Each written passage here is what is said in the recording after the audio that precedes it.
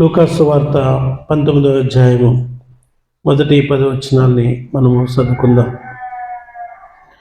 ఆయన సంచరించుచు ఎరుకో పట్టణంలో ప్రవేశించి దాని గుండా పోవచ్చుండెను. ఇదిగో సుంకపు గుత్తదారుడును ధనవంతుడైన జక్కయ్యను పేరు గల ఒకడు యేసు ఎవరు అని చూడగోరిను గాని పుట్టువాడైనందున జనులు గుంపు కూడి ఉండటం వలన చూడలేకపోయాను.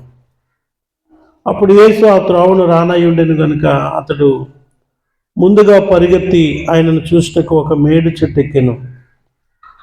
యేసు ఆ చోటికి వచ్చినప్పుడు కన్నులెత్తి చూసి, జక్కయ్య, త్వరగా దిగుము, నేడు నేను నీ ఇంట ఉండవలసి ఉన్నదని అతనితో చెప్పగా అతడు త్వరగా దిగి సంతోషంతో ఆయనను చేర్చుకొనెను. అందరూ అది చూసి ఆయన పాపి అయిన మనుషుని యొద్ద బస చేయ వెళ్ళనని చాలా సనుగుకొనిరి. జక్కయ్య నిలబడి, ఇదిగో ప్రభువా, నా ఆస్తిలో సగము పేదలకిచ్చుచున్నాను. నేను ఎవని యొద్దనైనను అన్యాయముగా దేనినైనను తీసుకుని ఎడలా దానికి 4 అంతలు మరలా చెల్లించనని ప్రభుతో చెప్పెను. అందుకు యేసు, ఇతడును అబ్రహాము కుమారుడే. ఉందా? ఎందుకనగా నేడు ఈ ఇంటికి రక్షణ వచ్చిన్నది. నశించిన దానిని వెదికి రక్షించుటకు మనుష్య కుమారుడు వచ్చనని అతనితో చెప్పాను. ప్రార్థన చేసుకుందాం. పరలోకమందున్న మా తండ్రి, దయగలిగిన మా దేవ, మీకు వందనాలు. ఈ చదివిన లేఖన భాగాలను ప్రభు మేము ధ్యానిస్తూ ఉండగా మీ ఆత్మచేత మాకు ప్రభు వివేచన దయచేయండి. వినగలిగిన చెవిని, గ్రహించగలిగిన మనస్సును, దానిని పాటించగలిగినటువంటి జ్ఞానమును మాకు ఇవ్వండి. కూడిన ఈ విడలందరిని బట్టి మిమ్మల్ని స్తుతిస్తూ మాతో ఈ మాటలు మాట్లాడడానికి మీరు ఇష్టపడ్డారు కనుక మీకు వందనాలు తెలియజేస్తూ ఈ మాటలను అర్థం చేసుకొని మీ చిత్తానికి గుర్తించి, గమనించి, గ్రహించి దాని ప్రకారంగా మా జీవితాలను కట్టుకోవడానికి మరొకసారి మీ కృపా సహాయమును కోరుకుంటూ యేసు నామములో ప్రార్థించి వేడుకుంటున్నాం తండ్రి, ఆమేన్.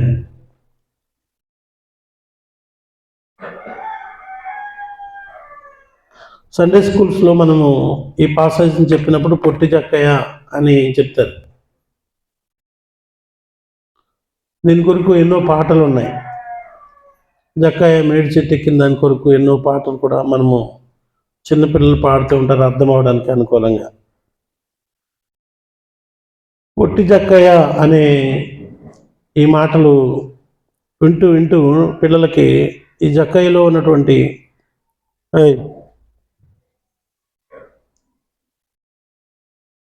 విశేషమైన విషయాలను సండే స్కూల్ టీచర్స్ నేర్పిస్తూ ఉంటారు. మనం కూడా సంఘాలలో చాలాసార్లు దీనిని ధ్యానిస్తూ ఉంటాం. పిల్లరా, మనం ఈ దినము ఈ సందర్భాన్ని మరొకసారి ఆలోచన చేద్దాం. టూకీగా ఇదేం జరిగిందో మీకు చెప్పాలని అనుకుంటున్నాను. ఒక ధనవంతుడైనటువంటి ఒక అధికారి ఉన్నాడంట.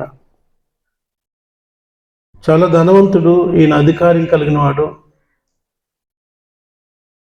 సుంకపు గుత్తదారుడు అనగా ట్యాక్స్ కలెక్టర్, పన్నులు వసూలు చేసేవాడు. చాలా పెద్ద ఉద్యోగము, ప్రభుత్వ ఉద్యోగాలలో చాలా పెద్ద ఉద్యోగి. రెవెన్యూ డిపార్ట్మెంట్లో బాగా ఇన్కమ్ వచ్చే, ఆదాయం బాగా వచ్చే పరిస్థితులు, ఎక్కువ లంచాలకి అవకాశం ఉన్నటువంటి డిపార్ట్మెంట్ ఇది. ఒకవేళ అతడు లంచగొండ అయితే కనుక ఎంతో లంచం తీసుకోవడానికి అవకాశం ఉంటుంది.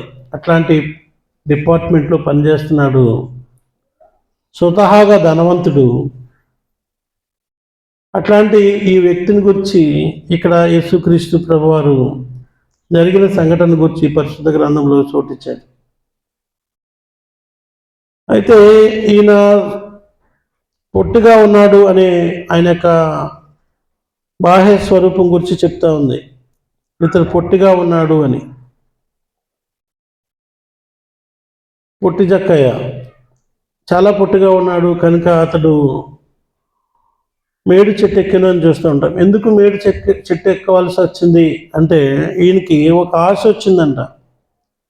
యేసు ఎవరో చూడాలని అనుకున్నాడంటే ఈయన. కనుక పొట్టిగా ఉన్న ఈయనకి యేసు ప్రభు కనబడరు కనుక దారి పక్కన ఉన్నటువంటి మేడు చెట్టుని ఎక్కాడు. ఇది వినడానికి చాలా సింపుల్గా అనిపిస్తుంది. కనబడడు కాబట్టి చెట్టు ఎక్కాడు అన్నది చాలా సాధారణమైన చిన్న విషయంగా కనబడతా ఉంది. కానీ ఒక ధనవంతుడు, ఒక ఆఫీసర్, ఈయనకి యేసుతో సంబంధం లేదు. యేసుని చూడాలనుకుంటే కనుక అతడు వేరే ఏర్పాట్లు ఏమైనా చేసుకోవచ్చు, కానీ అతను చూడవలసిన అవసరం కూడా లేదు. చాలామందికి డబ్బున్న వాళ్ళకి దేవుడితో పని ఏముంటుంది? డబ్బు ఉంటే చాలు, దేవుడు అవసరం లేదు. ఎందుకంటే డబ్బును ప్రేమించే వాళ్ళు దేవుని ప్రేమించలేదు. ఒకడు సిరికిని దేవునికి దాసుడిగా ఉండలేడు. కనుక డబ్బును ప్రేమించే వాళ్ళు దేవుని ఆరాధించలేరు. దేవునితో వాళ్ళకి అంత అవసరం లేదు. ఒకవేళ దేవునితో ఏదైనా అవసరం ఉంటే కనుక ఇంకా ఎక్కువ డబ్బులు ఇమ్మని అడగడానికి దేవుని దగ్గరికి వస్తారు. భక్తి అందుకే చేస్తారు వాళ్ళు. ధనవంతులు భక్తి చేస్తున్నారు అంటే అందరి గురించి మాట్లాడట్లేదు, కొందరి గురించి మాట్లాడుతున్నాను. ఒకవేళ ధనవంతులు ఎవరైనా భక్తి చేస్తున్నారు, ఏదైనా డబ్బు దేవుని కార్యాల కొరకు ఇస్తున్నారంటే వాళ్ళు అంతకంటే ఎక్కువ దేవుని దగ్గర డిమాండ్ చేస్తూ ఉంటారు, ఎక్స్పెక్ట్ చేస్తూ ఉంటారు. కానీ ఈ జక్కయ్య యేసుక్రీస్తు ప్రభుని చూడాలనుకున్నది ఇంకా డబ్బును సంపాదించడం కోసం కాదు, ఎందుకో ఆశ పుట్టిందంట ఆయనకి. యేసుప్రభుని చూడాలనే ఆశ తన జీవితంలో ఎంత గణనీయమైన మార్పును తీసుకొచ్చిందో ఈ పాసేజ్లో మనకి కనిపిస్తూ ఉంటుంది. యాక్చువల్గా ఇతడు యూదుడే. ఏమంటాడంటే, ఇతడును అబ్రహాము కుమారుడైన యేసుక్రీస్తు ప్రభు వారు 9వ వచనంలో చెప్తూ ఉంటారు. ఇతడు అదే యూదుల్లో ఉన్న ఒక వ్యక్తే, ధర్మశాస్త్రం తెలిసినవాడే. యేసుక్రీస్తుని గురించి తెలియదు ఈయనకి, ఆయన యొక్క కనికరము త్యాగం తెలియదు ఈయనకి. అయితే తల్లిదండ్రులు జక్కయ్య అని పేరు పెట్టడం వెనుక ఉద్దేశం చాలా ఉన్నతమైన ఉద్దేశంతో పేరు పెట్టారు. ఎవరైనా పిల్లలకి పేరు పెట్టేటప్పుడు మంచి పేరు ఉండాలి, మా పిల్లాడికి ఎవరికి ఉండకూడని పేరు ఉండాలి అని చాలా వెతుకుతూ ఉంటారు. మరి ఈ జక్కయ్య పుట్టినప్పుడు కూడా తల్లిదండ్రులు ఎంత ఆలోచన చేశారో. పేరు పెట్టేటప్పుడు పేరుకు అర్థాన్ని చూసి పెట్టాలి. రజని అనే పేరు పెడతారు, రజని అంటారు. రజని అంటే చీకటి అని అర్థం. ఎవరైనా చీకటని పేరు పెట్టుకుంటారా? బాగుందని తెలియని వాళ్ళు పెట్టేసుకుంటారు రజని అని.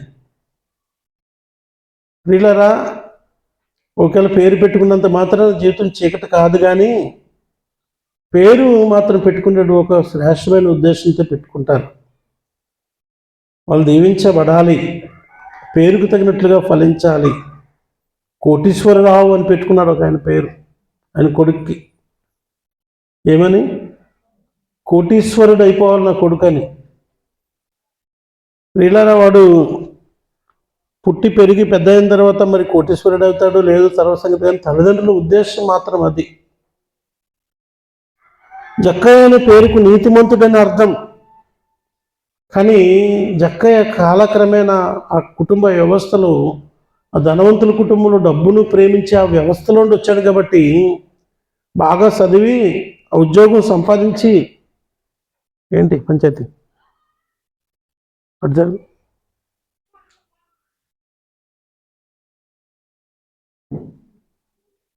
ఉన్నతమైన ఉద్యోగం సంపాదించి అతడు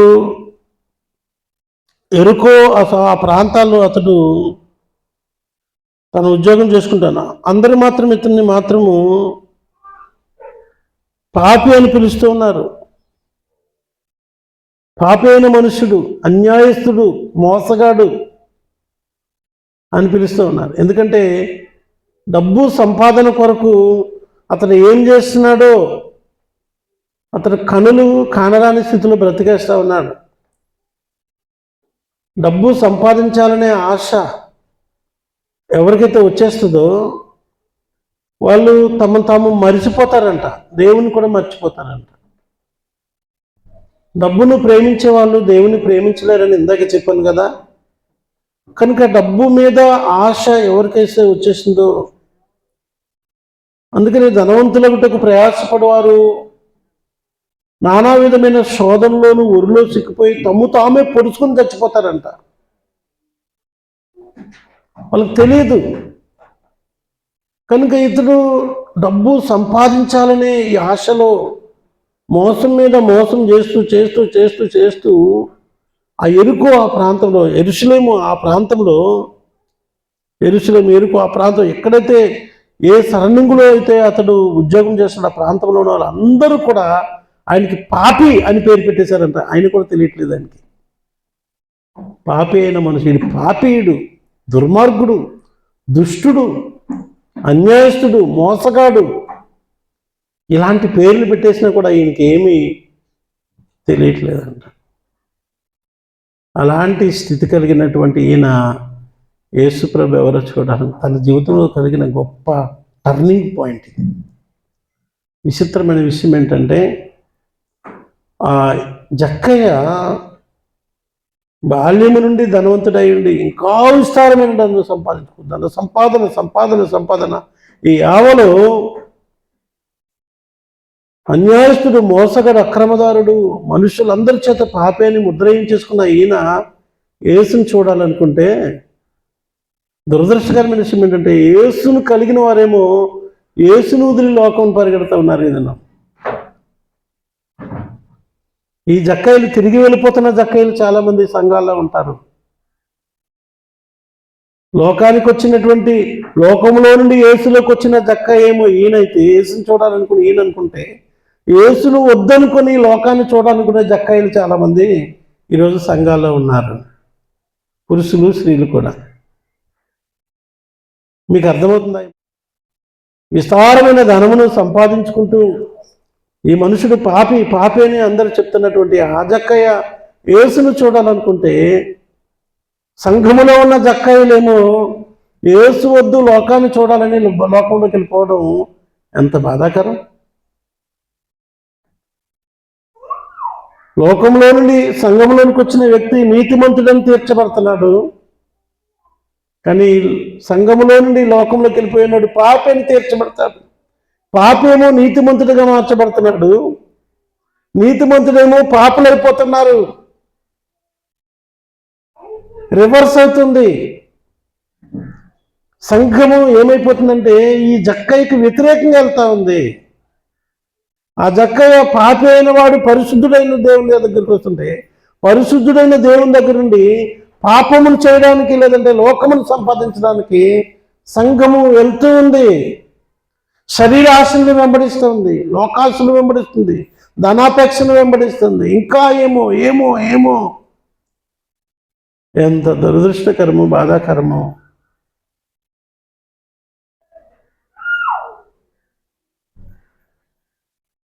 మనము ఇదే 18వ అధ్యాయంలోకి వస్తే, లోకా సువార్త 18వ అధ్యాయంలోకి వస్తే, ఇక్కడ ఒక వ్యక్తి కనిపిస్తూ ఉంటాడు. పిల్లల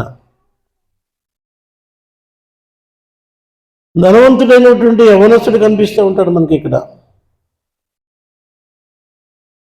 18వ వచనంలో. 18:18లో ఒక అధికారి, ఈయన కూడా పెద్ద అధికారం కలిగిన వాడే. ఒక అధికారి ఆయనను చూసి, సద్బోధకుడా, నిత్య జీవమునకు వారసునకుటకు నేను ఏమి చేయవలనని అడిగాను. ఒక అధికారి, యవనస్తుడైన అధికారి. అంతకు ముందే జరిగింది ఈ సంఘటన. పెద్ద పెద్ద ఆఫీసర్స్ వాళ్ళకి ఒక ఆలోచన వస్తూ ఉందంట, ఈయన కూడా చాలా ధనవంతుడు అని చూస్తూ ఉంటాం. ఈ అధికారి ఆయనకు ఒక ఆలోచన వచ్చిందంట, ఏమైనా నిత్య జీవమును పొందుకోవాలి, వారసత్వం పొందుకోవాలి, నేనేం చేయాలని యేసుప్రభుని అడిగాడంట. యేసుప్రభు అంటాడు 20వ వచనంలో, వ్యభిచారం చేయొద్దు, నరహత్య చేయవద్దు, దొంగతనం చేయొద్దు, అబద్ధ సాక్ష్యం చెప్పవద్దు, నీ తల్లిదండ్రులను సన్మానించుము అనే ఆజ్ఞలు నీకు తెలుసు కదా, వాటన్నిటినీ నువ్వు పాటించు అని చెప్పాడంటే యేసుప్రభు. నిత్య జీవం పొందాలంటే ఏం చేయాలి? చాలా సింపుల్ చిట్కా, ఆజ్ఞలను పాటించని చెప్పారంటే యేసుప్రభు. మీకు అందరికీ తెలుసు కదా ఆజ్ఞలు. ధర్మశాస్త్రంలో ఉన్నటువంటి ఆజ్ఞలన్నింటినీ పాటించమని యేసుప్రభు చెప్పారంట. అతను చెప్తున్న మాట షాక్. అతనేమంటాడు 21వ వచనంలో, అందుకతడు నా బాల్యము నుండే వీటన్నిటిని అనుసరించిస్తున్నాను. అంటే వండర్ఫుల్ మ్యాన్. ఏమనుసరిస్తున్నాడంట? వ్యభిచారం చేయలేదంట చిన్నప్పటి నుండి ఇప్పటి వరకు. అధికారం ఉండి కూడా, ధనవంతుడై ఉండి కూడా, పెద్ద ఉద్యోగస్తుడై ఉండి తను ఆజ్ఞకు కట్టుబడి ఉన్నాడంట. ఏ ఆజ్ఞ? రెండోది, హత్య చేయలేదు, దొంగతనం చేయలేదు, అబద్ధ సాక్ష్యం చెప్పలేదు, తల్లిదండ్రులను నేను ఎంతో గౌరవంగా చూసుకున్నాను నేను అని చెప్పాడంట. యేసుప్రభు చాలా సంతోషపడ్డా. దేవుడు కదా, అని తెలుసు కదా. అయితే నీకు ఒకటి కొద్దుగా ఉంది. Good good, very good, very good. నీలా చాలామంది లేరు బాబు, కానీ నీకు ఒకటి కొద్దుగా ఉంది. ఏంటది? నీకు కలిగినవన్నీ అమ్మి బీదలకిచ్చి ఇమ్ము, అప్పుడు పరలోకమందు నీకు ధనము కలుగును, నువ్వు వచ్చి నన్ను వెంబడించమన్నాడంతే. గటుక్కుమన్నాడంట. ప్రాణం పోయినంత పని అయింది దీనికి. నీకు కలిగినవన్నీ అమ్మేస్తే ఎవరికి ఇచ్చేయాలి? బీదలకు ఇచ్చేసాయి. నీకున్నదంతా ఇచ్చేసాయి. ఈ లింక్, డబ్బుల లింక్ ఇది. డబ్బు, నీవు వచ్చి నన్ను వెంబడించు, నీకు పరలోకంలో ధనం కలుగుతుంది. భూలోకంలో ఇప్పుడు వరకు ధనవంతుడివి, అధికారం ఉంది, ఈ ఉద్యోగానికి రిజైన్ చేయరు బాయ్. ఈ డబ్బంతా తీసుకెళ్ళి పేదలకు ఇచ్చేసాయి, నీకు పరలోకంలో మాత్రం మస్తుంటుంది, నువ్వు నాతో వచ్చేసాయి అన్నాడంటే యేసయ్య. షాక్ అయ్యాడంట వాడు. వాడని ఎందుకంటానంటే, యేసుని వెంబడించడానికి గౌరవించవలసిన అవసరం నాకు ఉండదు.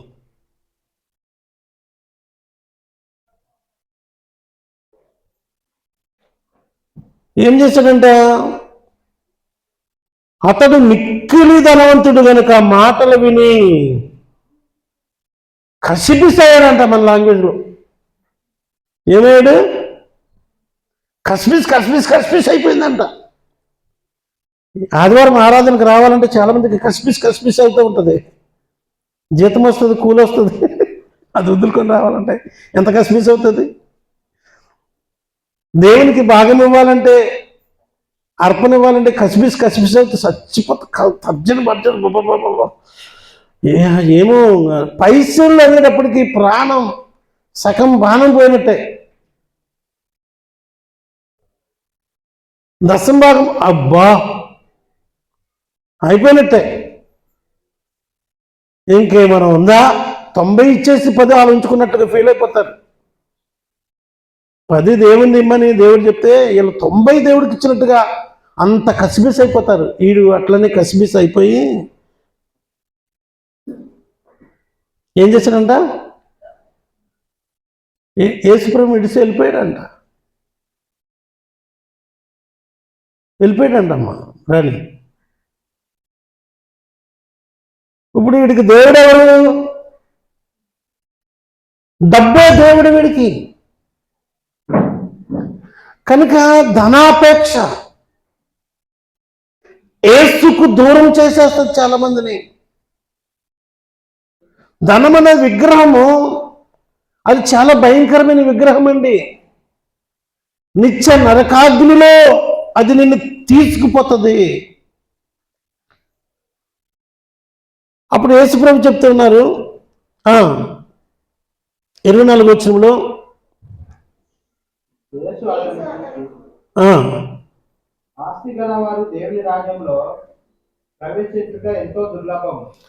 అంటే ఆస్తి గలవారు పరలోక రాజ్యంలో ప్రవేశించరంటలేదు, చాలా కష్టం, ఎంతో దుర్లభం. ఎంత దుర్లభం అంటే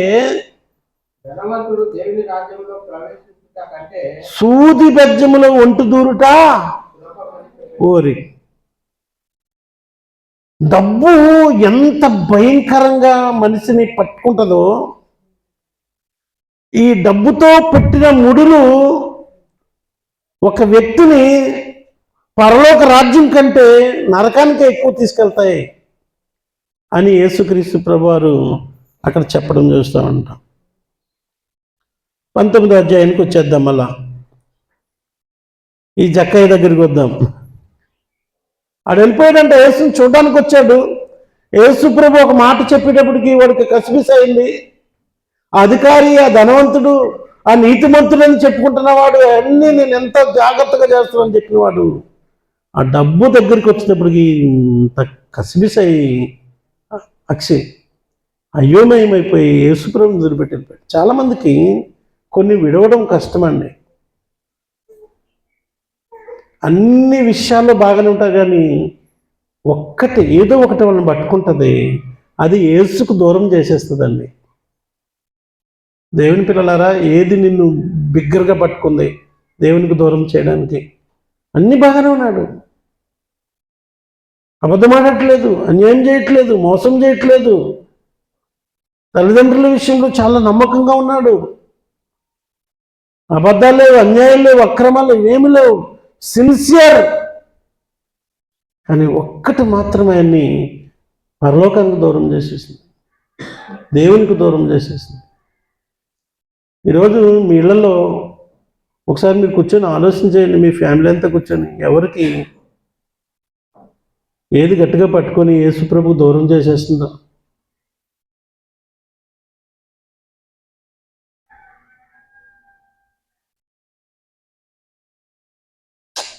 అదొక్కటి తప్ప సార్, అదొక్కటి తప్ప. ప్రియులారా, ప్రభు అదొక్కటే అడుగుతున్నాను. పరిపూర్ణుడు, నువ్వు పరిపూర్ణమై అయి ఉండకూడని ఎడలా అన్ని విషయాలను పెర్ఫెక్ట్గా ఉండాల్సిన అవసరం ఉంది. దేవుడు ఇక్కడ నీకు అన్యాయం చేయాలని కోరుకుంటలేదు. ఆ ధనవంతుని కానీ ఇక్కడ జక్కయ్య విషయంలో కానీ దేవుడు అన్యాయం చేయాలని కోరుకుంటలేదు. నీ డబ్బంతా నాకు ఇచ్చే దేవునికి, యేసుక్రీస్తు వారికి డబ్బు ఎందుకండి?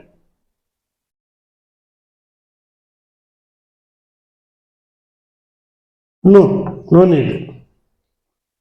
ఆయన 12 మంది శిష్యులను పెట్టుకొని తిరుగుతున్నప్పుడు కూడా ఆయన డబ్బు ఎన్నడూ ముట్టుకోలేదు. డబ్బు కొరకు ఒక వ్యక్తిని పెట్టుకున్నాడు. ఆయన ఏమైనా డబ్బులు ఉంటే తీసుకోరా బాబు, ఎంత ఉందో కూడా ఎన్నడూ అడగలేదు అసలు యేసుప్రభు. మీ దగ్గర ఏమైనా డబ్బు ఉందా, ఇంతమందికి భోజనం పెట్టడానికి మీ దగ్గర ఏమైనా ఉందా అని అడిగినప్పుడు ఏమీ లేదన్నప్పుడు కూడా ఏంది యోధా డబ్బు లేకపోవడం ఏంటి? మొన్న సమరయ్య వెళ్ళినప్పుడు, లేదా గలిలయ వెళ్ళినప్పుడు, అక్కడికి వెళ్ళినప్పుడు యోధా వెళ్ళినప్పుడు వాళ్ళు ఆయనకి అవసరం లేదు. నీకు దేవునికి సంబంధం పరిశుద్ధత విషయమే. లేదన్నారంట డబ్బులు. ఇంతమందికి కొనాలంటే ఈ శిష్యులందరిలో యోధా మీ దగ్గర అంత అడుగుంటారు, లేదని ఉంటాడు. యేసుప్రభు దాని గురించి పట్టించుకోడు. నువ్వు ధనవంతుడు అవ్వాలని కోరుకుంటాడు. అదే సమయంలో పరలోకపు ఐశ్వర్యము, నిత్య జీవములో, నిత్యరాజ్యంలో ఐశ్వర్యవంతుడైన ఆయనతో ఉండాలంటే నీకు అడ్డుపడుతుంది, దేవునికి నీకు దూరం చేస్తుంది, ఏదో దాన్ని తొలగించుకోవాలని కోరుకుంటాడు. అమలారా వింటున్నారన్న మాట? ఇక్కడికి వచ్చినప్పుడు ఈయన సంగతి చూద్దాం. ఈ జక్కయ్య సంగతి చూస్తే ధనవంతుడు, ఒక లాభదాయకమైన ఉద్యోగంలో అన్యాయంగా కూడా అక్రమంగా డబ్బు సంపాదిస్తున్న ఈయన ఓ పిల్లోళ్ళలాగా అయిపోయాడంట. ఎలా అయిపోయాడు? చెట్లు ఎవరెక్తారు? గబగబా చెట్లు ఎవరెక్తారు? మేడి చెట్టు అంటే దానికి కొమ్మలు ఎక్కువ ఉంటాయంట. ఈజీగా ఎక్కేదానికి కోతి కొమ్మ చాకలాడుకోవడానికి అనుకూలంగా ఉండే చెట్లు లాంటిది అంట అది. మన కానుగ చెట్లు లాగా చిన్న చెట్లు ఉంటాయి చూడు, అట్లా కొంచెం మందంగానే బాగానే ఉంటుంది మేడి చెట్టు. ఒక వ్యక్తి పిల్లవాడైపోయాడు. ఇది చదివినప్పుడు నాకు చాలా ఆశ్చర్యమైంది. నాకు ఇతనికి ఒక ఆలోచన వచ్చింది, అసలు ఆయన ఎవరు, యేసు ఎవరు, ఇంతమంది ఎందుకు ఆయన్ని ఫాలో అవుతూ ఉన్నారు, నేనేమి మిస్ అవుతున్నాను? సంఘంలో మీకు ఎప్పుడైనా ఆలోచన వచ్చిందా, నేను ఏం మిస్ అవుతున్నాను? ఎందుకు ఈ దైవజనుడు ఇంత దూరం నుండి వచ్చేసాడు? అన్ని వదులుకొని వచ్చాడు. లేదంటే ఎందుకు ఈ మందిరాలు, ఎందుకు ఈ ఆరాధనలు, ఎందుకు నేను ఎందుకు వెళ్ళట్లేదు? ఎప్పుడైనా ఆలోచన వచ్చిందా మీకు? ఏంటి నా కుటుంబం ఎందుకు ఇంకా దేవునితో పరిపూర్ణంగా లేరని మీరు ఎప్పుడైనా ప్రశ్న వేసుకుంటే దేవుడు మీకు సమాధానం ఇస్తాడు. ఇంక ఎన్నో ప్రశ్నలు వచ్చినాయి. ఆయన ఎవరు అసలు? యేసు ఎవరో చూడ. ఇంతమంది ఎందుకు ఆయన వెంబడిస్తున్నారు? ఎందుకు ఇంతమంది ఆయన కూడిపోతూ ఉన్నారు? నేనేం మిస్ అవుతున్నాను అసలు? ఈయన దగ్గర ఏముంది? తెలివైన వాళ్ళు ఆలోచన చేస్తారు. తెలివిలేని వాళ్ళు తెలివైన వాళ్ళు ఆలోచన చేస్తారు, ఆగుతారు. తెలివి లేని వాళ్ళు గొర్రె దాటుగా పోతారు, అంతే. అందరూ పోతారు, మనం. తెలివైన వారు మాట చెప్పినప్పుడు వింటారు, తెలివి లేని వారు తృణీకరిస్తారు. ఎంత చెప్పినా వినరు.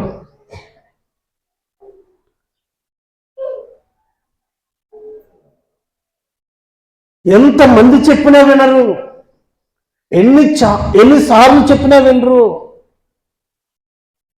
చివరికి దేవుడు చెప్పినా వినరు, దేవుని మాట కూడా వినరు. వీళ్ళకి జ్ఞానము పోయింది, వాళ్ళకి వెర్రితనం వచ్చేసింది. ఏ వెర్రితనం వచ్చేసింది? గుడ్డితనం వచ్చేసింది అంటారు.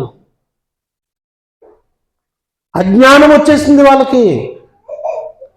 తెలివైన వాడైనా ఉద్యోగస్తులు అయ్యాడంటేనే తెలివైన ఉంటుంది. ఆ తెలివినితో విస్తారమైన అక్రమమైన ధనం సంపాదించాడు. స్వతహాగా ధనవంతుడు, విస్తారమైన డబ్బు సంపాదించాడు. అక్కడితో ఆగిపోలేదు. ఆయనకి ఎందుకు ఇంతమంది ఫాలో అవుతారు? ఆయన ఎవరు? సిగ్గుపడలేదు. మేడి చెట్టు ఎక్కితే మేడి చెట్టు ఎక్కాడంటారా? ఎంత డబ్బు ఉన్నవాడు, ఉద్యోగస్తుడు చెట్టు ఎక్కి చూస్తాడంటారా? మళ్ళీ పొట్టోళ్ళు అంటే చాలా కోపం వస్తుంది. అవునండి, నల్లగా ఉన్నారని కోపం వస్తుంది. నిజమే. జుట్టు తక్కువ ఉన్న వాళ్ళు నీ జుట్టు అంటే కనుక పాపం ఎంత బాధ అవుతుందో. ఈ సాధారణమైన మనుషుల యొక్క స్వభావాలు.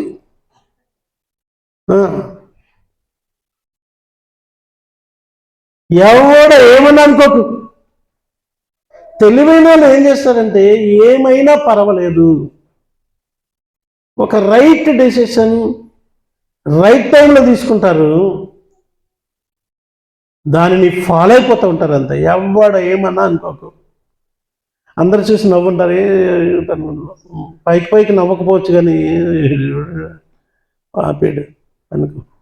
చెట్టు పొట్టుడు క్రిటిసైజ్ చేస్తూ ఉంటున్నా. అన్న అవసరం దానికి. ఏసు ఎవరు, ఏంటి అసలు ఆయన ముఖం చూద్దాం, అని సంగతి చూద్దాం. ఎప్పుడైనా మీకు అనిపించిందా అసలు ఏంటిది? ఎందుకు ఇన్నిసార్లు చెప్తున్నారు వాక్యం? ఎందుకు ఇన్నిసార్లు చెప్తున్నారు ఇదే మాట? నేనెందుకు ఇలా అయిపోతున్నాను? ఎప్పుడైనా ఆలోచన చేశారా? ఒక విషయం కొరకు, ఏదైనా విషయం కొరకు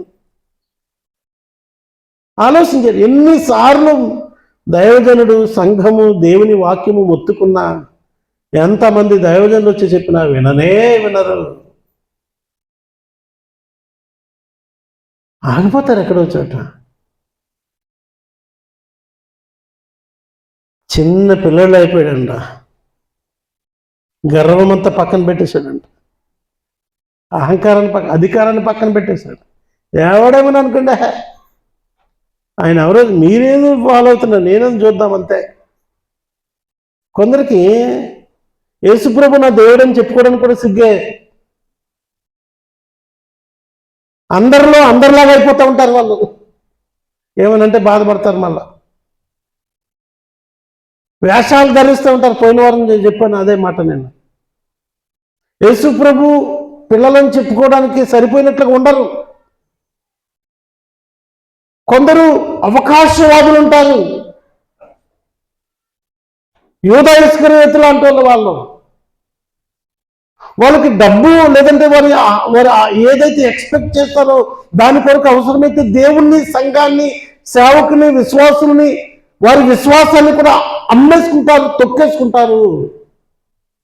ఎవడు ఏమైనా నాకు అవసరం లేదు, నేను చూడాలి, చెట్టు ఎక్కడం ఏంటండి బాబు, ఇది చాలా విచిత్రమైన మాట. చిన్నపిల్లగాడా ఏమన్నానే, పండుగ లాంటివాడా, అక్ష లాంటివాడా, ఈ అలెక్స్ లాంటివాడా, లేదంటే ఈ రిక్కీ లాంటివాడా? ఆయన ఉన్నతమైన కుటుంబము, పెద్ద ఉద్యోగస్తుడు, ధనవంతుడు, మళ్ళీ రేపొద్దుట ట్యాక్స్ కరెక్షన్ కోసం వెళ్ళాలి. ఎవరేమో అవన్నీ అనవసరం. యేసును చూడాలి. తన జీవితంలో తను తీసుకున్న రైట్ డెసిషన్. విచిత్రం ఏంటంటే, ఎప్పుడైతే నువ్వు ఒక మంచి డెసిషన్ తీసుకుంటావో యేసు ప్రభు నీకంటే ముందు ఆయన నీ దగ్గరికే వస్తాడు. హల్లెలూయా. 5వ వచనంలో యేసు ఆ చోటుకు వచ్చి ఆల్రెడీ చెట్టు ఎక్కి కూర్చున్నాడు. ఈయన అంతమంది జనాలు పడి వస్తూ ఉన్నారు. యేసు ప్రభు అక్కడికి వచ్చి ఆగి పైకి చూశాడు. యేసుని ఏం చూడాలనుకోవడం కాదు, యేసుని ఎవరైతే చూడాలనుకుంటారో, యేసుతో ఎవరైతే ఉండాలనుకుంటారో యేసు ప్రభు వారిని కోరుకుంటాడు. యేసుని గూర్చిన ఆశ మీకుంటే విడిచిపెట్టని దేవుడు. యేసుతో ఉంటే నష్టమని ఫీల్ అవుతున్నారు చాలామంది. ఆయన సన్నిధిలో ఉండడం కష్టమని ఫీల్ అవుతుండగా ఈ దినం దేవుని వాక్యం నీతో చెప్తుంది, యేసుతో ఉంటే నష్టం కాదు. ఇంకా చాలా జాగ్రత్తగా ఈ పాసేజ్ని చూద్దాం. చాలాసార్లు మనం విన్నాం, కానీ ఈరోజు మరీ విశేషంగా ఆలోచన చేద్దాం. చాలామంది చూసుంటారు, చాలామంది చూడకుండా ఉంటారు. చూసిన వాళ్ళందరూ నవ్వుండవచ్చు. చాలామంది వాడికి ఇట్లా అని ఎటకారం చేసి ఉండవచ్చు, ఏమేమి అనుకుని ఉండొచ్చు. కానీ యేసు ప్రభు ఏం కాదు, బరాబర్ చెట్టు దగ్గరికి వచ్చి కన్నులెత్తి పైకి చూసి ఎవరు అంటలేదు, ఏమంటున్నాడు? జక్కయ్య త్వరగా దిగు. బాబా పేరు పెట్టి పిలుస్తా ఉన్నాడు. నీ పేరు తెలుసు, నీ బ్రతుకు తెలుసు, నీ పరిస్థితులు తెలుసు, నీ ఆశ తెలుసు, నీ ఆలోచన తెలుసు. ఈ ఏమి తెలియని చోటు తిరుగుతున్నారు ఈరోజు ఈ కాలపు జక్కయ్యలు. దేవుని మందిర విధులు తిరిగే జక్కయ్యలందరూ యేసు ప్రభుకి ఏమీ తెలియదు అని బయట తిరుగుతున్నారు ప్రియులారా. ఈ జక్కయ్య చెట్టుకి చూస్తే ఆ యేసు అన్నీ తెలిసిన ఆయన ఆ పేరు పెట్టి పిలిచి తన నీడు తెలుసు, అతని అవసరత తెలుసు ఆయనకి. ఈ కాలపు జక్కయ్యలేమో దేవుని మందిరాన్ని విడిచి లోకంలో తిరుగుతున్నారు. దేవుడికి ఏం తెలియదు అనుకోని. నా గురించి ఆయనకేం తెలుసు, నా కష్టాలు ఆయనకేం తెలుసు, నా బాధలు ఆయనకేం తెలుసు, మీకేం తెలుసు? ఈరోజు ఇదే కదా అందరూ చెప్పే కారణాలు. మీకేం తెలుసు? మా బాధలు మీకేం తెలుసు? మా అవసరాలు మీకేం తెలుసు? నాకు తెలియదు. నువ్వు ఆరాధించడానికి ఎవరి వైపు అయితే చూసినావో ఆయనకి తెలుసు. దేవునికి మహిమ కలిగిన గాక. యేసును విడిచి తిరిగిన జక్కయ్యను ఈరోజు సంఘ విశ్వాసులుగా చాలామంది అవుతుంటే, ఈ జక్కయ్యను పేరు పెట్టి పిలిచి ఇంకేమంటున్నాడు? దిగు, నేడు నేను నీ ఇంట బాబా మీ ఇంటికి రావాలనుకుంటున్నానయ్యా. ఎంతో మంది గుంపులుగా ఈయన ఎక్కడికి వచ్చాడు అక్కడ పోతుంటే యేసు ప్రభు ఏమంటాడు, మీ ఇంటికి రావాలనుకుంటున్నాను. ఎందుకు? నువ్వు నన్ను చూడాలనుకున్నావు, దట్స్ ఆల్. బికాజ్ నువ్వు చూడాలనుకున్నావు, కానీ నేను మీ ఇంటికి రావాలనుకుంటున్నాను. యేసు ప్రభు మీ ఇంటికి రావాలనుకోవడం అది ఎంత గొప్ప భాగ్యం ఇది.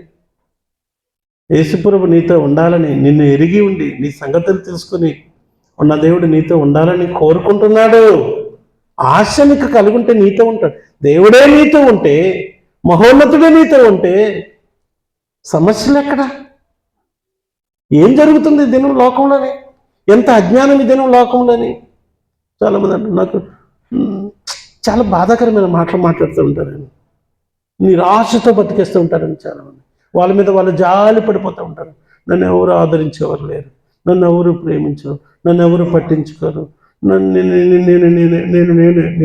నేను బతుకాలా? నేనున్నాను, మీ ఇంటికి రావాలనుకుంటున్నానని చెప్తున్నాడు ఆయన. ఎంతకాలం నువ్వే సంపాదిస్తావు చెప్పండి? ఎంతకాలం సంపాదిస్తారు చెప్పండి? వయసు ఉన్నంతకాలమే కదా, తర్వాత ఎవరు చూడాలి మిమ్మల్ని? అందుకే కదా సంపాదిస్తున్న తర్వాత దాచుకుంటాము. ఇదేనా మీరు అనేది? ప్రియులారా, మీరు దాచుకున్నది ఒక్క రోజులో అయిపోవచ్చేమో. ఒక్కరోజు హాస్పిటల్ బిల్లుకి సాలదేమో. మరి పోండి, ఒకవేళ అపోలో హాస్పిటల్కి పోయి ఒకసారి క్యాష్ కౌంటర్ దగ్గర నించోండి, ఒక అర్ధగంట గంట నిలబడండి. లక్షలు డిపాజిట్ చేస్తున్న వాళ్ళతో చూసుకోండి. అట్లాంటి బీమార్ ఏదైనా వస్తే నువ్వు యేసుని విడిచి సంపాదించింది అపోలోకే సరిపోదు ప్రియులారా. ఒక పూట బిల్లుకి సాలదు మీ డబ్బు. యేసు ఉండాలనుకుంటున్నాడు, పేరు పెట్టి పిలుస్తున్నాడు.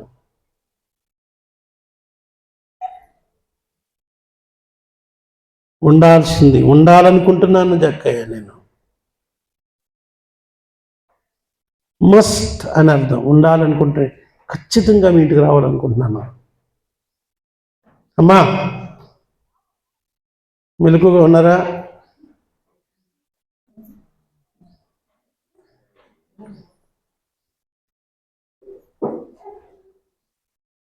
జక్కయ్య అనుకుంటున్నాడు యేసుని చూడాలని, కానీ యేసే అనుకున్నాడు జక్కయ్యని చూడాలని. ఎస్, నువ్వేదో ఒక 100, 150, 200, 500 మంది మందిరానికి వస్తే మేము ఇంతమంది ఉన్నామని మీరు అలా ఫీల్ అవ్వకండి. ఇదేదో పార్టీ కాదు. నేను లేకపోతే స్టాప్ ఇట్, అట్లాంటి పరిమళ మాటలు మాట్లాడేసి మానేయండి. యేసు ప్రభువే మిమ్మల్ని కోరుకుంటే కూడా వదిలిపెట్టి వెళ్ళిపోవాలనుకుంటారు చూడండి. దీని గురించి ఆలోచన చేయండి. యేసుతో ఉండడం కొరకు ఆయన కోరుకుంటుంటే ఆయన విడిచి పారిపోతున్నారు చూడండి. దాని గురించి ఆలోచన చేయండి. నేను కాబట్టి, నేనున్నాను కాబట్టి, నేను లేకపోతే అన్నీ ఆగిపోతాయి మందిరంలో. స్టాప్ ఇట్, ఆపండి ఇవన్నీ. మేము లేకపోతే, మా కుటుంబం లేకపోతే, మా పిల్లలు లేకపోతే, మా పెద్దలు లేకపోతే ఏమాగవు. ఆగిపోయేం పర్వాలేదు. యేసు నిన్ను కోరుకుంటున్నాడు. అది ఆగిపోతుంది. ఆయనతో సహవాసాన్ని ఆపుకోవద్దు. ఆయనతో సహవాసాన్ని ఆపుకోవద్దు. ఇప్పుడు బబ్బి మానేశాడు, ఇంకా పిల్లలు మానేసి మైక్ పెట్టలేదు. ఎవరు ఏమవుతుంది? నేను మాట్లాడలేనా?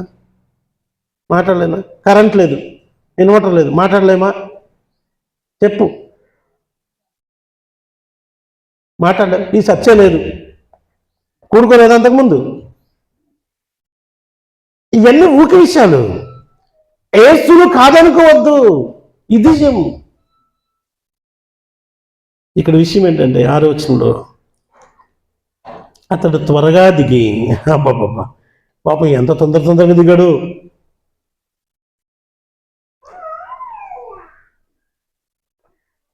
సంతోషముగా. ఇప్పుడు ఆలోచన చేద్దాం. యేసు ప్రభు ఒకడే వస్తున్నాడా? ఎంతమంది వస్తున్నారు? లెక్కలు చెప్పండి. ఎంతమంది వస్తున్నారు? యేసు ప్రభుతో పాటు ఇంకెవరు ఉంటారు? ఎంతమంది? 12 మంది. 12 మంది, యేసు ప్రభు ఒకడు, 13. 13కి కూల్ డ్రింక్స్ ఇవ్వాలంటే, స్నాక్స్ ఇవ్వాలంటే, ఇంటికి వెళ్తే ఊగిన ఏదో ఇవ్వకుండా పంపగల. ఎందుకంటే ఫిల్టర్ వాటర్ 5 గ్లాసులు, 13 గ్లాసులు ఇవ్వాలి. నీళ్ళు ఇచ్చినా సరే. ఈ 13 వస్తున్నారా? ఎంతమంది వస్తున్నారు? యేసు ప్రభు ఏడకు పోతున్నాడు, మందల కింద వస్తున్నారు కదా, గుంపులుగా. వీళ్ళందరూ జక్క ఇంటికి వస్తారు. ఓరే బాబోయ్, ఒక్కొక్కరికి ఒక బిస్కెట్ ఇచ్చిన ఎన్ని ప్యాకెట్లు కావాలి లెక్క కట్టు. ఒక 100 ప్యాకెట్లు కావాలా? ప్యాకెట్ ఎంత పాపమ్మ గారు? అమ్మా, ప్యాకెట్ ఎంత? బిస్కెట్ ప్యాకెట్ ఎంత? ఒకటే. అది కాదమ్మా, పెద్ద ప్యాకెట్ 50 రూపాయలు, 150, 500 బాబురోయ్. అందుకే కదా కుటుంబ ప్రార్థన పెట్టుకోవచ్చు చాలామంది. ఇంతమంది అసలా ధనాపేక్ష, అసలా అన్యాయస్తుడు, అసలా మోసగాడు. ఓరు బాబురోయ్, ఇంత మీ ఇంటికి వద్దు ప్రభు నీకు నమస్కారం, వద్దు ప్రభువానికి నమస్కారం అనాలా? సంతోషంతో చేర్చుకుంటున్నాడు. అసలు యేసు ప్రభు నష్టమని ఫీల్ అవుతుంది ఈరోజు ఈనాటి జక్కయ్యలు. జక్కమ్మలు, జక్కయ్యలు జక్కమ్మలు యేసుప్రభు నష్టమని ఫీల్ అవుతుంటే ఆ జక్కయ్య ఏమో కమాన్ సంతోషంతో రా ప్రభువా. ఓ జక్కయ్య, ఈనాటి జక్కయ్య, ఓ జక్కయ్య భార్యలారా, యేసుప్రభు మీకు నష్టం తెచ్చేవాడా?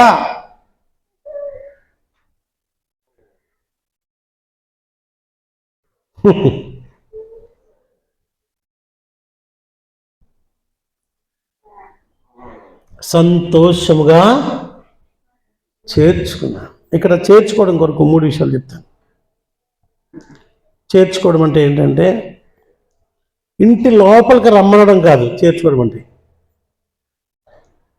మేము కొందరిని చేర్చుకున్నాం. మేము మా ఇంట్లో భయాన్ని చేర్చుకున్నాం. బరాబర్ అడవులో ఉండి కటింగ్ సెలూన్ తీసుకెళ్ళాను షాప్కి. 100 రూపాయలు ఇచ్చాను. సార్ 200 ఉన్నాడు ఆయన వాడు కటింగ్ చేయడానికి. సార్ ఇడియండి సార్, దెయ్యంలాగా ఉన్నాడు, జంతువులాగా ఉన్నాడు, 200 ఉంది సార్ అంటే 150 ఇచ్చాను. యాక్చువల్గా కటింగ్కి పిల్లలకి 50 రూపాయలు అదిను, 150 ఇచ్చాను. చేర్చుకోవడం అంటే ఖర్చు పెట్టాలి. అక్కడ నుండి అలా తేలేదు. వాడిని అలాగే తీసుకెళ్ళి బట్టల షాపులో బయట నుంచి పెట్టి, ఇదిగో వీడికో 2 జతల బట్టలు ఇమ్మన్నాను. ఆడి సైజు తీసిచ్చాడు. బట్టలు కొన్నాను, బ్రష్ కొన్నాను, సబ్బు కొన్నాను వాడికి, పుస్తకాలు కొన్నాను వాడికి. వాడికి మా పిల్లలకి ఏం అవసరాలు ఉన్నాయో అన్ని అవసరాలు వాడికి తీసుకున్నాను. వాడికి జాంగా కొంటే ఫస్ట్ టైం జాంగా వేసుకొని నవ్వుకుంటాడు. కసిపిసి అవుతుందంట. ఇదేంట్రా బాబు అనుకుంటున్నాడు. ఆ బయటికి పోయి వాడు చెక్కలుగా అవుతుందంట అది జాంగా వేసుకోవడానికి. అడిగి నేర్పాను. చెప్పులు వేసి కొన్నాను. అడిగి చెప్పులు వేసుకొని ఒక రకంగా ఫీల్ అవుతున్నాడు. చెప్పు ఇట్టిపోతుంది, కాలు ఇట్టిపోతుంది. బెల్ట్ చెప్పు కొన్నాను అడిగి. మళ్ళా ఆ శాండిల్స్ కుదరట్లేదు. బెల్ట్ చెప్పులు కొన్నాను అడిగి. బెల్ట్ చెప్పు వేసుకొని వాడికి బెల్ట్ కొన్నాను. మళ్ళా వాడికి ఎన్ని చేర్చుకోవడం అంటే చిన్న విషయం కాదు. ఏదో రా అంటే కాదు. చేర్చుకోవడం అంటే మన ఆస్తులు ఖర్చు పెట్టాలి. జక్కయ్య చేర్చుకున్నాడంటే ఏం చేస్తుంది? యేసుని నమ్ముకోవడం అంటే కొంత త్యాగం ఉంటుంది. ఈరోజు దేవుని నమ్ముకుంటే ఏమొస్తుంది అని ఎదురు చూస్తున్నారు. ఈరోజు మీరు దేవుని నమ్ముకున్నారు కదా, మీకు ఏమైందంటారు. అవును, పరలోకం వస్తుంది, నిత్య జీవం దొరుకుతుంది, నరకం నుండి విడుదల దొరుకుతుంది. చెప్పండి.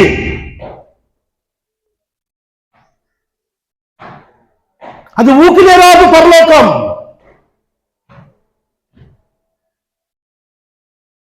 ఊరికినే రాదు ప్రియులారా.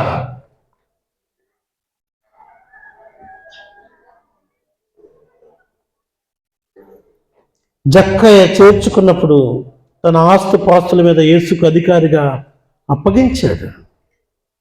మనం చూస్తాం.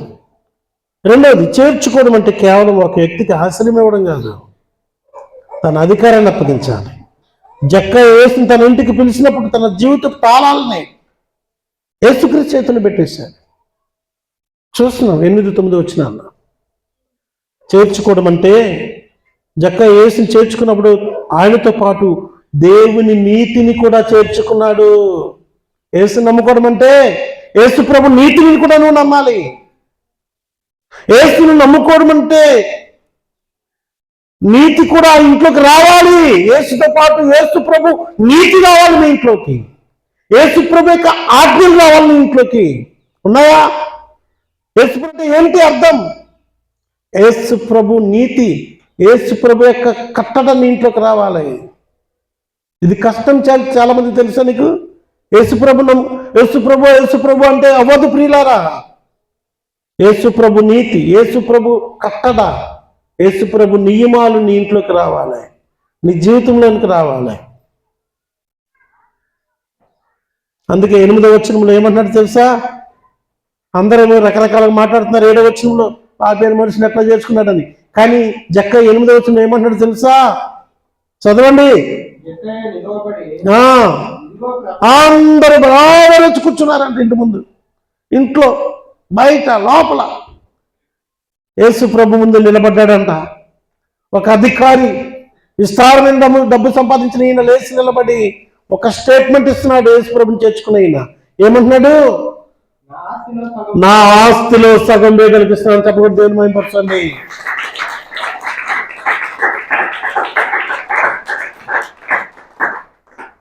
చాలా సరప్పగా ఉన్నాయి.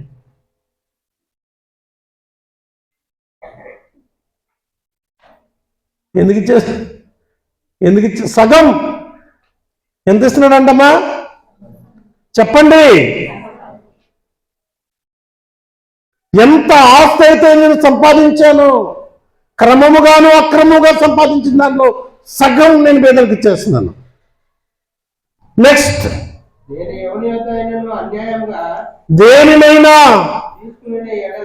4 అంతలు ఇస్తాను. హలో, మారు మనసు అంటే ఏంటంటే, మారు మనసు పొందామంటే అర్థం ఏంటంటే, మారు మనసు తగిన క్రియలు ఉండాలి. ఎవరి దగ్గర అన్యాయంగా తీసుకుంటే, ఏదైనా తీసుకుంటే ఎన్నంతలు ఇవ్వాలి? జక్కయ్య మారు మనసు పొందిన వెంటనే నా ఆస్తిలో సగం బీదలకు ఇచ్చేస్తున్నాను. ఎవరి దగ్గరైనా ఏదైనా అన్యాయంగా తీసుకుంటే ఎంత ఇవ్వాలి? అందరికీ తెలిసినట్టుగా ఏదో కొంత ఒక మొక్క ఇచ్చేసానని చేతులు దులిపోవడం కాదు, 4 అంతలు ఇవ్వాలంట. ఎగ్జాంపుల్ చెప్పండి. 10,000 తీసుకున్నావు, ఎవరి దగ్గర 10,000 చెప్పరా? సాయిరాం 10,000 తీసుకున్నావు అనుకో, ఎంత ఇవ్వాలి? 40,000 ఇవ్వాలా? ఓరి బాబోయ్, ఈ యేసు ప్రభు వద్దు, ఈ పంచాయతీ వద్దు, ఈ ధర్మశాస్త్రం వద్దు, ఈ కథ వద్దు. ఇదే కదా మన కథ. ఇప్పుడు బరాబరి నరకానికి వెళ్ళొచ్చు. అక్కడ ఏముండదు, ఉపాయం లేదు, తెలివి లేదు. ఏడవచ్చు, కావలసినంత ఏడవచ్చు, పళ్ళు కొరుక్కోవచ్చు, మస్తు ఆస్తి ఉంటుంది అక్కడ. సిల్లి యాసలు కాదు దేవుణ్ణి నమ్మడం అంటే. మారు మనసు తగిన ఫలాలంటే జక్కయ్య చెప్తున్నాడు. చేర్చుకోవడం అంటే అర్థం ఏంటంటే, మన జీవిత నావలోనికి ఆయన పిలిచి నువ్వే డ్రైవ్ చేయమనాలి. ఆయన ఎట్లా తీసుకెళ్తావు అట్లా తీసుకుపో ప్రభు, నేను అట్లా. అంతేగాని ప్రభు నువ్వు అక్కడే ఉండు, నేను మాత్రం గిరిగిరి తిరిగి వస్తా, నాకు ఇష్టం ఉంటే వస్తా, ఇష్టం లేకపోతే మానేస్తా, ఇష్టం ఉంటే ఇష్టం లేకపోతే మానేస్తా, నా ఇష్టానుసారంగా బ్రతుకుతా, నా తెలివితో నేను బ్రతుకుతా. Stop it. మన జీవిత నావను ఆయనకు అప్పగించి, సుఖానికి ఆయనకు అప్పగించి, ప్రభా నువ్వు నడిపించి, నువ్వు ఏడకు నడిపిస్తే నువ్వు ఎట్లా బొమ్మండి అట్లనే పోతా. ఇది చేర్చుకోవడం అంటే. ఏంటంట? ఎంత ఇస్తాడంట? 4 అంతలు. ఇప్పుడు చెప్పండి జ్యోతి, చెప్పమ్మా, జక్కయ్యకి నష్టమా లాభమా? అమ్మా, నీ పేరు జ్యోతి కదా, ఏం మాట్లాడవా? నష్టమా లాభమా? మామూలుగా చెప్పండి, తెలుగుగా చెప్పకండి, మామూలుగా చెప్పండి. నష్టం, ఇది కరెక్ట్. తెలుగుగా మాట్లాడకండి. పాపం వాళ్ళు ₹1,00,000 ఉన్నాయి అనుకో, 50,000 బరాబర్ ఇచ్చేసాడు. నష్టం కదా? ఎన్ని పంచాయతీలు చేసి, ఎన్ని తిప్పలు పడి 15 లక్షలు సంపాదించావు, 10 లక్షలు సంపాదించావు, ఎంతమందిని ముంచి సంపాదించావు, మోసం చేసి సంపాదించావు, ఎన్ని అబద్ధాలాడి సంపాదించావు, ఎన్ని దేవుని ప్రభు దినాలను దొంగిలించి సంపాదించావు, ఎన్ని దశమ భాగాల్ని సంపాదనలో ఉన్నాయో. కదా ప్రభువుకు చెందవలసింది ఎంతుందో, ప్రజలకు చెందవలసింది ఎంతుందో నీ ఆస్తులో, ఈ అన్ని ప్రజలు, ఈ ప్రభువు, నీ అన్ని మూట కట్టి సగం తీసుప్పుడు బరాబర్ ఇవ్వాలంటే ఎంత కష్టం, ఎంత కష్టం. ఇంకా సగం పోయింది, 50,000 పోయింది. ఇంకో 50,000 ఏంటి? బాగా గుర్తు చేసుకోవాలి. నేను ఎవరి దగ్గర, జగన్ గారి దగ్గర ₹1 తీసుకున్నాను, ₹10 తీసుకున్నాను. జగన్ ఎవడరా ఇక్కడ? నువ్వే కదా. ఎప్పుడన్నా నీ దగ్గర ₹10 తీసుకున్నానా? ఏంట్రా తీసుకున్నానా? జీవనాయుడు, జగనాయుడు. జీవన్ ఎంత తీసుకున్నాను నీ దగ్గర? 10 15 4 రెట్లు లెక్క 10 అంటే వీడికి 50 రూపాయలు ఇచ్చేయాలి. ఆ 10 రూపాయలు 4 రెట్లు 50 అలాగే ఇవ్వాలి. నీ దగ్గర అంత తీసుకున్నాను రా. ఒక మాట చదువుకుందామా, సమూయేలు గ్రంథంలోకి వద్దాం. సమూయేలు ఒక లెక్క అడుగుతాడండి.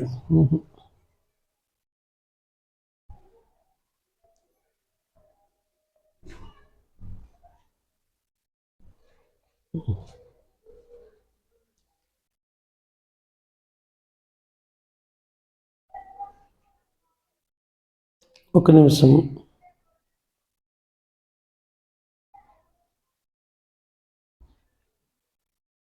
సమూయేలు, నేను ఎవరి గొర్రెనైనాను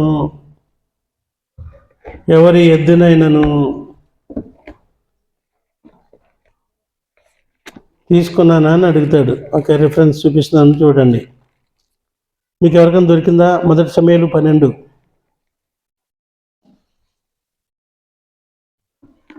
3వ వచనం. 1 సమూయేలు 12వ అధ్యాయము 3వ వచనం. ఉన్నది మీ బైబిల్లో? ఇదిగో నేనున్నాను, నేను ఎవని ఎద్దునైనను తీసుకుంటున్నా, ఎవరి గాడిదనైనను పట్టుకుంటున్నా, ఎవరికైనాను అన్యాయం చేసి తినా, ఎవరినైనా బాధ పెట్టి తినా, న్యాయం కనపడకుండా ఎవరి దగ్గరైనా లంచం పుచ్చుకున్నానా? సమూయేలు ప్రవక్త అడుగుతున్నాడు అందరినీ. ప్రజలను పిలిచి పాస్టర్ గారు అడుగుతున్నాడు, మీరు నాకు కూడా లెక్క చెప్పండి, మీరు కూడా నాకు లెక్క చెప్పండి. ఇదిగో నేను ఉన్నాను కదా, మీ దగ్గర ఎవరి దగ్గరైనా ఏమైనా తీసుకున్నానో చెప్పండి. అమ్మా ఏం మాట్లాడవే? నయమమ్మా, నీ దగ్గర ఎద్దైనా, మేకైనా, గాడిదైనా, కోడిపిల్లైనా, కోడిగుడ్డైనా, బేర్ల బిస్కెట్ ప్యాకెట్ అయినా తీసుకున్నానా అన్యాయంగా? నిజం చెప్పు. డబ్బాలోకి వచ్చి సోంపు చిట్టి తీసుకున్నా లెక్కలు చెప్పు. నేను అడిగి తీసుకున్నానా, నువ్వు ఇచ్చావా? నువ్వే ఇచ్చావు. మరి నేను నేను తీసుకోలేదు కదా. నేను మళ్ళీ ఇస్తానని ఎప్పుడన్నా ఇవ్వకుండా ఏమన్నా దాపెట్టుకున్నానా? నేను తినను సోంపు చిట్టీలు. యాక్చువల్గా నా హ్యాబిట్ కాదు అది. మీరే బడా సోంపు గిడా సోంపు నాకు ఇస్తారు, నేను తీసుకొచ్చి మా ఇంట్లో తినేవాళ్ళు ఇంకొకరు ఉన్నారు, వాళ్ళకి ఇచ్చుకుంటాను. నేను అది తినను. అది ఓకే, తింటుంటే అది మళ్ళీ వేరే పనికి మళ్ళీ పంచేది. అది పాస్టర్ ఏదో తింటున్నాడు అనుకుంటారని కావాలని తినను నేను. మా ఇంట్లో తినే మనిషి ఇంకో మనిషి ఉంది కాబట్టి అది లెక్కలో ఎక్కువ. మరి సోంపు చిట్ట అన్నమాట. మళ్ళీ నీ శవం దగ్గర తీసుకొచ్చి చచ్చిపోయినప్పుడు 70 మీద ఎంత కట్టవలసి వస్తుంది. మరి రుణం అప్పుడే తీర్చుకోవాలి, ఇప్పుడు తీర్చుకోలేదు. అమ్మ పాపమ్మ గారు, మీ డబ్బా దగ్గరికి వచ్చి ఏమన్నా అన్యాయంగా తీసుకున్నానా? అమ్మ బాలకృష్ణమ్మ, నీ డబ్బు ఏమైనా ఎప్పుడైనా ఎగ్గొట్టానా? ఎగ్గొట్టలేదు. ఎవరైనా చెప్పండి. పాస్టర్ గారు, నేను అడుగుతున్నానమ్మా. పాస్టర్ గారు అడిగాడు, నేను కూడా అడగాలి కదా. సమూయేలు అని ఓ పాస్టర్ గారు అడిగాడు ఇక్కడ, మీ ఎద్దునైనాను, గాడిదనైనాను ఎవరైనా అన్యాయం చేశానా, బాధపడి అన్యాయంగా లంచం పుచ్చుకున్నానా? అమ్మ మిమ్మల్ని ఎవరైనా మోసం చేశానా? ఎలక్షన్లో నేను ఎవరి దగ్గర డబ్బులు తీసుకున్నానా? ఎవడో అన్నారంట 2 లక్షలు తీసుకున్నాడు పాస్టర్ అని.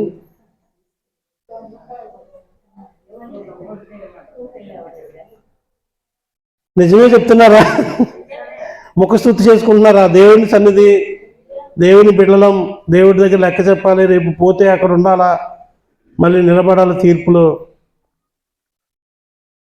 మరి నేను మిమ్మల్ని అడుగుతున్నాను, మీ సంగతి ఏంటి?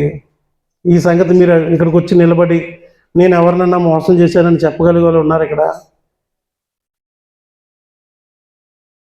దేవుణ్ణి మోసం చేసి ఉంటారు మీరు కదా.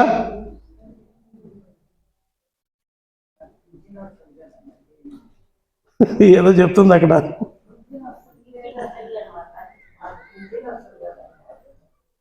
ఇవాళ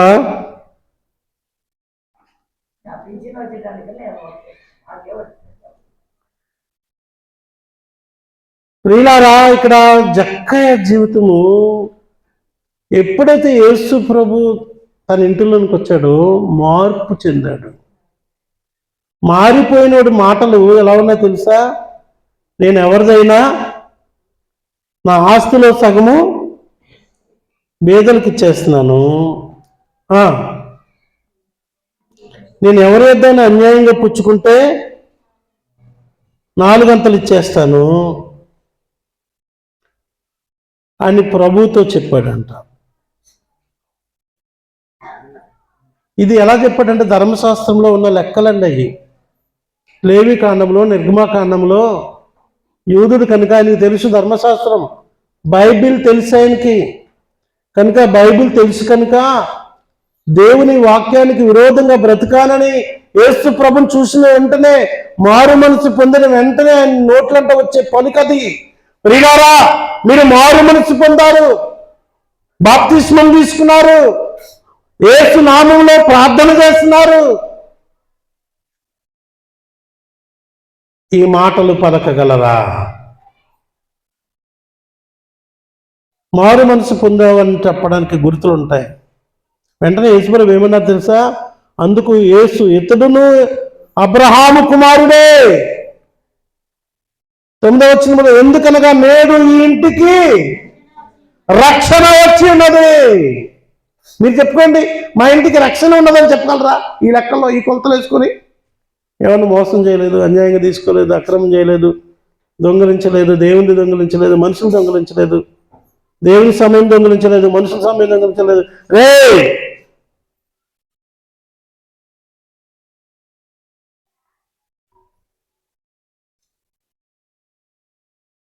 రక్షణ వచ్చింది అంటే రక్షింపబడిన ఇంటిలో ఉండే లక్షణాలు ఏంటి?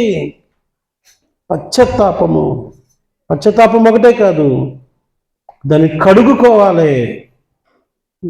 సగం ఇచ్చేస్తున్నాను, 4 గంటలు ఇచ్చేస్తున్నాను. ఏముంటుంది పాపం? ఉన్న ఆస్తులో సగం పోయాయి. ఇతడు పాపి అయిన మనుషులు అన్నారు కదా చాలామంది. ఓయ్ లేచి నిలబడి అని ఉంటాడు అక్కడ జక్కయ్య, నేను మీ దగ్గర అంటే నిత్యాలేసి, అవును మొన్న నా దగ్గర ఎక్స్ట్రా తీసుకున్న ట్యాక్స్ 300 ఎక్కువ తీసుకున్నా, ఇప్పుడు ఎంత ఇవ్వాలి? నిత్యాకి 1500 ఇవ్వాలి. చెక్ రాసి చెడు నిత్యకో చెక్కు ఉన్నదా అంతా పోయి ఉంటుంది. ఏం మిగిలింది? యేసు మాత్రమే మిగిలాడు. చెప్పబడి దేని భయపడతాం? యేసు ఉంటే చాలు, ఈ సంపాదించింది ఏది ఇక్కడ ఉండదు. యేసు ఉంటే చాలు అని అర్థమైపోయింది. అందుకనే యేసు ప్రభు అన్నారు, ఇదిగో నేడు ఇతడును అబ్రహాము కుమారుడే, నేడు ఇంటికి రక్షణ వచ్చింది. రక్షింపబడిన ఇంట్లో ఉండే లక్షణాలు అవి. నశించిన దాన్ని వెతికి రక్షించడానికి నేను వచ్చానని 10వ వచనం చెప్తున్నాడు. నేను వచ్చాను, ఇదిగో నశించిపోయిన ఈయన రక్షణ పొందాడు. యేసుప్రభు చెప్తుంది, నశించిపోతున్నావు నీ డబ్బు చేత, నీ దురాశల చేత, నీ అన్యాయం చేత, నీ మోసం చేత. అవి నిన్ను నాశనానికి తీసుకుపోతుండగా యేసుని నమ్ముకున్న నీవు జక్కయ్య వచ్చినట్టుగా బయటికి రావాలి. రక్షణ పొందేవారి యొక్క కొన్ని లక్షణాలు వీళ్ళరా, చాలా ఎక్కువ లక్షణాలు రాసుకున్నాను నేను, కొన్నే చెప్తాను వినండి. ఒక 50 లక్షణాలు నేను స్టడీ చేశాను. రక్షణ పొందారంటే ఏం గుర్తులు ఉంటాయి, రక్షణ పొందిన వారి యొక్క లక్షణాలు ఏంటని నేను స్టడీ చేసినప్పుడు నాకు 50 లక్షణాలు వచ్చినాయి ఏకంగా. రక్షణ పొందిన వారి యొక్క లక్షణాలు 50 లక్షణాలు. నెంబర్ 1, 50 చెప్పను, మీరేం కంగారు పడకండి, భయపడకండి, కావాలంటే కనుక తీసుకొని వచ్చి చూసుకోండి. 50 లక్షణాలు చెప్తే గుండు పగులుతారు. పశ్చాత్తాపం ఉంటుంది, నేను తప్పు చేశానని. నేను కూడా తప్పులు చేశాను, వెంటనే దేవుని కృపాసనదికి వచ్చినప్పుడు క్షమించు, సరిదిద్దుకోవడం ప్రారంభించిన సందర్భం నా జీవితంలో వస్తున్నాయి. రక్షణ మొండిగా ఉండిపోవద్దు. చేసిన తప్పు విషయంలో పరిశుద్ధాత్మ దేవుడు దేవుని వాక్యము నీ మీద నిందారోపణ చేసినప్పుడు వెంటనే క్రీస్తు కృపాసన ఎదుకు వచ్చేయాలి. లేకపోతే సామెతల గ్రంథం 28:13 అతిక్రమములు దాచిపెట్టేవాడు వర్ధనుడు, వాటిని ఒప్పుకొని విడిచిపెట్టేవాడు కనికరం పొందుతాడని ఉంది. సారీ చెప్పాలి. ఎవరి దగ్గర అయితే తప్పు చేసే వాళ్ళ దగ్గరికి వెళ్ళి సారీ చెప్పాలి. జక్కయ్యలాగా అవసరమైతే 4 గంటలు ఇచ్చేసేయాలి, లేదంటే నాశనం, వర్ధిల్లరు, డెవలప్మెంట్ ఉండదంటండి.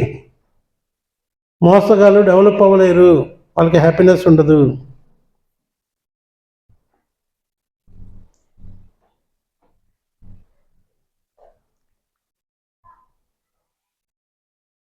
రెండో లక్షణం,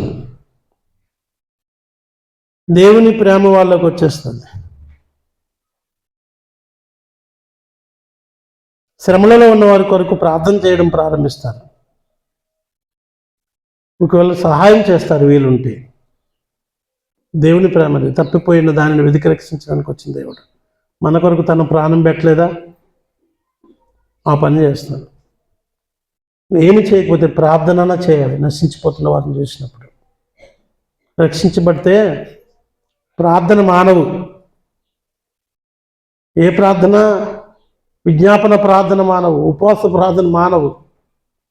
నశించిపోతున్న వారి కొరకు, సంఘక్షేమం కొరకు, దేశం కొరకు, ఇదిగో నీ బంధువులు, స్నేహితులు, వీరి కొరకు ప్రార్థనను చేయట్లేదంటే నువ్వు రక్షించబడ్డావనడానికి డౌటే.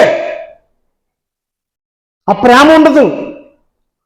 ప్రార్థన లేని వారిలో దేవుని ప్రేమ లేదు అంటే వారు రక్షణ పొందారనడం అది డౌటే. ఇప్పుడే దేవుని రాకడ వచ్చినా నీ చచ్చిపోయినా నరకానికి పోతావన్నది భయం పుట్టించాలి నీకు. ఇంకొకటి, లోక సంబంధమైన ఆశల నుండి విడుదల వచ్చేస్తుంది వాళ్ళకి. లోక ఆశల్ని కొంచెం పక్కన పెట్టేసి, కొంచెం కాదు మొత్తం పెట్టేయాలి. గ్రాడ్యువల్గా ప్రభువుకి దగ్గర అయిపోవడం నేర్చుకుంటారు. కొలస్సీ పత్రిక 3:1 మీరు క్రీస్తుతో కూడా లేపబడిన వారైతే పైన వాటిని వెతుకుడు, అక్కడ క్రీస్తు దేవుని కుడి పార్శ్వన కూర్చుని ఉన్నాడు. వాళ్ళు భూలోక సంబంధమైన విషయాల గురించి దేవునికి చక్కగా సమర్పించు, ప్రభువుతో రెగ్యులర్ కమ్యూనికేషన్ కలిగి ఉంటారు.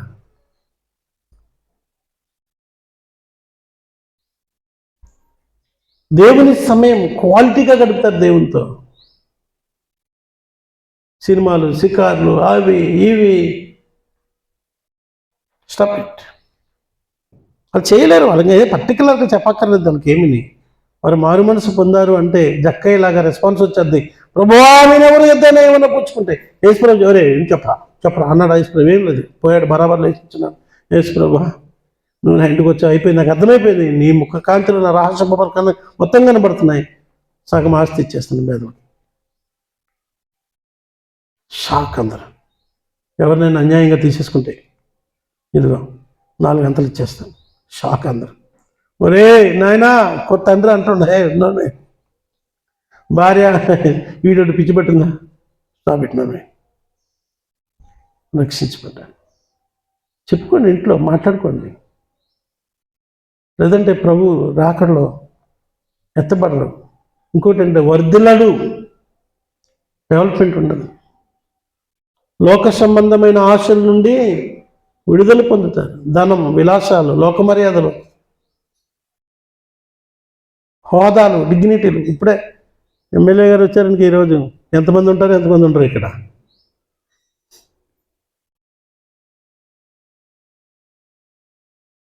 ఇంపార్టెన్స్, లోకానికి ఎక్కువ ఇంపార్టెన్స్, శరీరానికి ఎక్కువ ఇంపార్టెన్స్, స్నేహితులకి, బంధువులకి, తిండికి, తాగుడికి ఇంపార్టెన్స్ తగ్గిపోతుంది. ప్రభువుని ఇంపార్టెన్స్ ఇస్తారు. విస్తారమైన ధనమును సంపాదించడానికి కాదు, దేవుని సన్నిధిలో ఎక్కువ సమయం గడపడానికి. ధనానికి దేవుడు వ్యతిరేకం కాదు సుమి. నువ్వు డబ్బు సంపాదించడానికి సామర్థ్యం ఆయన ఇస్తాడు. అప్పుడు ధనవంతులు అవ్వండి, ఆశీర్వదించమని, కానీ దేవునికి విరోధంగా ఉండొద్దంటాడు. 3 హంగర్ ఆఫ్ ద వర్డ్, దేవుని వాక్యం పట్ల ఆశపడుతుంది. ఈరోజు ఏం వాక్యం విన్నాం? నేను ఆ సెమినార్కి వెళ్ళాను కదా, శ్రీలకుడికి. అందరూ డైరీలు పెన్నులు పట్టుకొని వచ్చుకున్నారు. చదువుకున్న వాళ్ళందరూ రాసుకుంటా ఉన్నారు. ఏంది నేను అడిగాను ఒక సిస్టర్ని, ఏమా ఇంటికి పోయాక మళ్ళీ ఒకసారి చదువుకుంటాను సార్. ఆశ. పోయిన వారం ఏం వాక్యం చెప్పాను రా? అమ్మో, ఇంత పెద్ద ప్రశ్న. పోయిన వారం ఎక్కడ వదిలిపెట్టిపోయాను సార్? నా బైబిల్ ఎక్కడ పెట్టిపోయాను?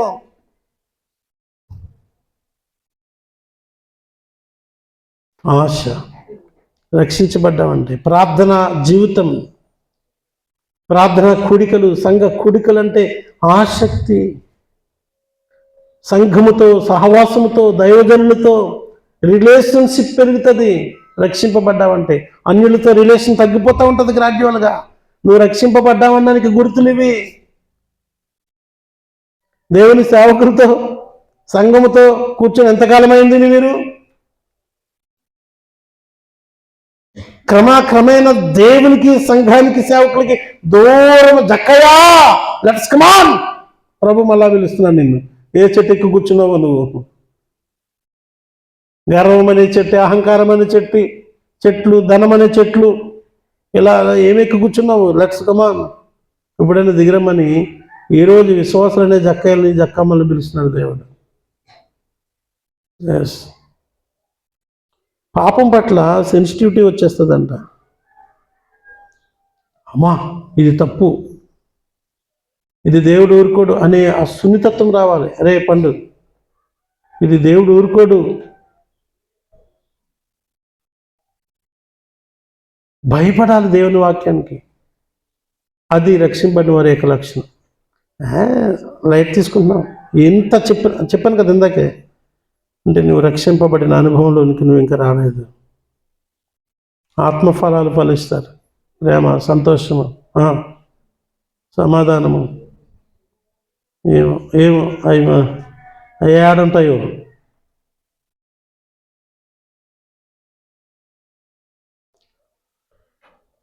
దేవుని సన్నిధిని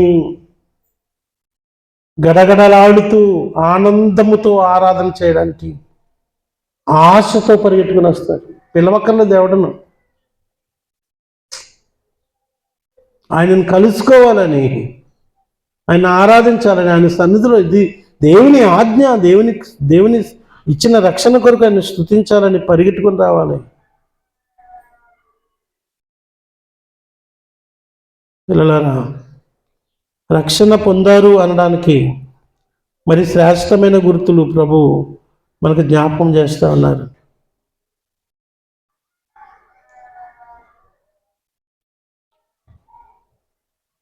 ఆత్మలు రక్షించాలనే భారం. ఎవరికైనా సువార్త చెప్పావా? సువార్త చెప్పేవాళ్ళ కొరకు ఏమైనా గుప్పులు ఇప్పావా?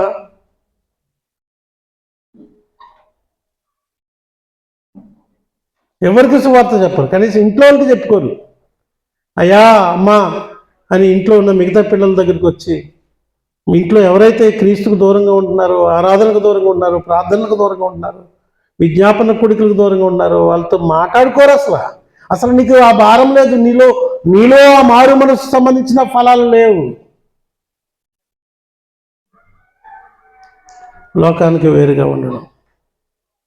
ఎన్ని చెప్పను.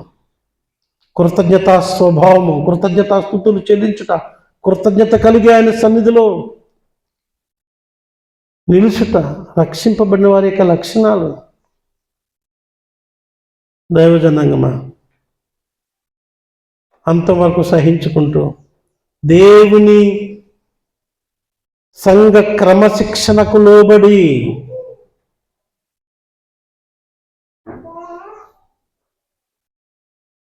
జీవితాన్ని కట్టుకోవడము రక్షింపబడిన వారి యొక్క లక్షణాలు. లూకా సువార్తలో మనం మరలా వద్దాం, 19వ అధ్యాయంలోనికి వద్దాం. నశించిన దానిని వెదికి రక్షించుటకు మనుష్య కుమారుడు చెప్పాడు. ఈరోజు కూడా చెప్తున్నాడు దేవుని వాక్యము. ఆయన నువ్వు ఏ స్థితిలో నశించిపోయి ఉన్నావో నిన్ను వెదికి రక్షించడానికి దేవుడు వచ్చాడు. అందుకే నీతో మాట్లాడుతూ ఉన్నాడు. ఇదే అనుకూల సమయం, ఇదే రక్షణ దినం. నీవింకా ఆయనను జక్కయ్యవలే ఇంట్లోకి చేర్చుకోలేకపోతే ఇప్పుడే చేర్చుకో. మారు మనసు పొందు, క్రీస్తుకు అప్పగించుకో, నిత్య జీవం పొందుకో, ప్రభుత్వ నెమ్మదిని పొందుకోలేని మనం చేస్తూ ముగిస్తాను. దైవాశీస్సులు దేవుడు మేము దీవించునుగాక. ఆమేన్. తలలు